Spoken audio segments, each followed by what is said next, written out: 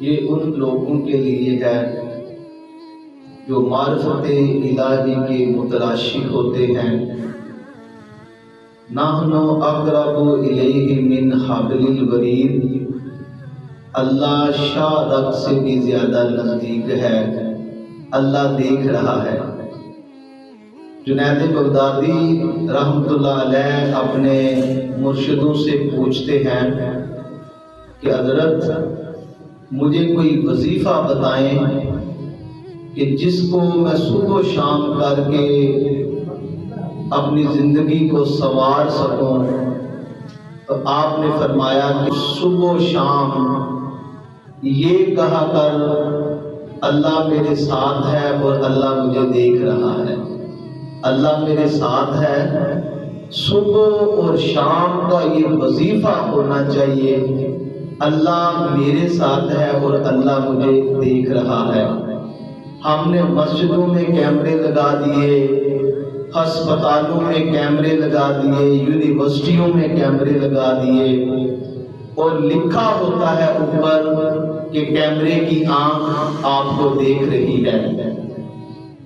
کبھی یہ بھی احساس پیدا ہو کہ اللہ ہمیں دیکھ رہا ہے، اور اللہ کے بندوں کیمرے کی وجہ سے گناہوں سے باز آ جاتے ہو، لیکن یہ نہیں سمجھتے کہ اللہ بھی دیکھ رہا ہے، گناہوں سے باز آ جاؤ۔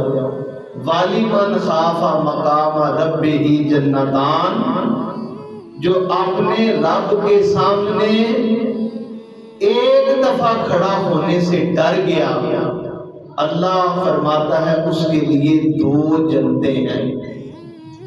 ایک دفعہ اس کے لیے فرمایا 2 جنتیں ہیں۔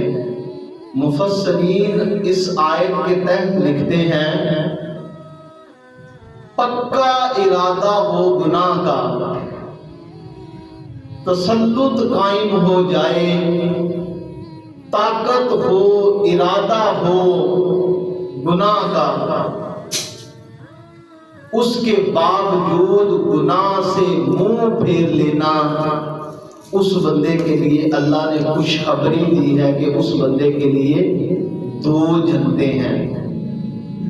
حضرت امام شافعی رحمۃ اللہ علیہ کے بارے میں آتا ہے کہ آپ کے دور میں ایک بادشاہ تھا، اس بادشاہ نے اپنی بیوی کے ساتھ تلخ کلامی ہوئی، لڑائی ہوتی ہے، تو بیوی بھی اس کی ملکہ تھی، شہزادی تھی، کسی بادشاہ کی بیٹی تھی۔ تو اس نے آگے سے غصے سے کہا کہ چل دور جہنمی۔ تو بادشاہ سلامت کیا کہتا ہے کہ اگر میں جنتی نہیں ہوں تو پھر تجھے 3 طلاقیں۔ اب یہ مسئلہ دور تک چلتا ہے، اور یہ مسئلہ علماء کے پاس جاتا ہے کہ کون بھائی سرٹیفکیٹ دے کہ بادشاہ سلامت جنتی ہے یا جہنمی ہے۔ یہ مسئلہ دور تک چلتا ہے۔ بات پہنچتی امام شافعی رحمۃ اللہ علیہ کے پاس گئی، تو آپ نے کہا کہ بادشاہ کو تنہائی میں میرے پاس بھیجو۔ جب تھوڑی دیر کا قیام ہوا تو امام شافعی رحمۃ اللہ علیہ نے باہر بڑے علماء اکٹھے تھے کہ کیا فیصلہ باہر آتا ہے۔ تو آپ نے کہا کہ بادشاہ سلامت جنتی ہیں۔ علماء نے اب یہ کہا کہ شاید ان کے ذہن میں یہ آیا کہ بادشاہ نے کوئی ڈیل کی ہے امام صاحب سے، وہ اتنا بڑا بادشاہ ہے، کوئی نذرانہ پیش کیا ہے جو ان کے حق میں فیصلہ آ گیا۔ تو لوگوں نے کہا کہ کیسے آپ اس کو بتا سکتے ہیں کہ یہ جنتی ہے؟ تو بادشاہ کی بات سن کر جو امام شافعی رحمۃ اللہ علیہ نے فرمایا تم نے اصرار کیا تو میں بتا دیتا ہوں، ورنہ میں نے یہ بھی بات پردے میں رکھنی تھی کہ بادشاہ سے میں نے تنہائی میں پوچھا کہ زندگی میں کبھی اپنی زندگی میں اللہ سے ڈرا ہے؟ اللہ سے ڈر کے کبھی گناہ چھوڑا ہے؟ تو بادشاہ ہے، تیرا بڑا مقام ہے، اللہ نے تجھے بڑا کچھ دیا ہے، کبھی زندگی میں اللہ سے ڈر کے بھی کبھی گناہ چھوڑا ہے؟ تو بادشاہ نے کہا جی، ایک دن ایسا تھا کہ میں اپنے محل کے اندر داخل ہوا، وہاں میرے کمرے کی صفائی میری کنیز کر رہی تھی، بڑی خوبصورت تھی، نوجوان تھی۔ میں اسے دیکھ کر میرا دل للچایا اور میں نے اس کی طرف گناہ کا ارادہ کیا۔ جب میں نے گناہ کا ارادہ کیا، میں بادشاہ تھا، محل بند تھا، میں طاقت رکھتا تھا، ارادہ رکھتا تھا، اور تو پھر وہ میری شکایت بھی کسی سے نہیں کر سکتی تھی، کیونکہ بادشاہ میں تھا، شکایت کس کے پاس اس نے کرنی ہے؟ کسی نے آواز بھی اس کی سننی نہیں تھی، محل کے باہر آواز نہیں جانی تھی۔ لیکن جب اس کے میں قریب گیا تو اس نے مجھے کہا کہ تجھے اللہ سے ڈر نہیں لگتا؟ اتنی بات تھی کہ بادشاہ سلامت کہتے ہیں کہ میں نے اللہ کے ڈر کی وجہ سے اس سے پیچھے ہٹ گیا اور میں نے اسے یہ کہا، میں بادشاہ ہو کے تجھ سے معافی مانگتا ہوں، تو میری کنیز ہے، مجھے معاف کر دے۔ ایک دن میں نے اللہ کے ڈر سے گناہ چھوڑا تھا۔ امام صاحب فرماتے ہیں اس بات پر میں نے بادشاہ کو سینے سے لگایا اور کہا تجھے مبارک ہے۔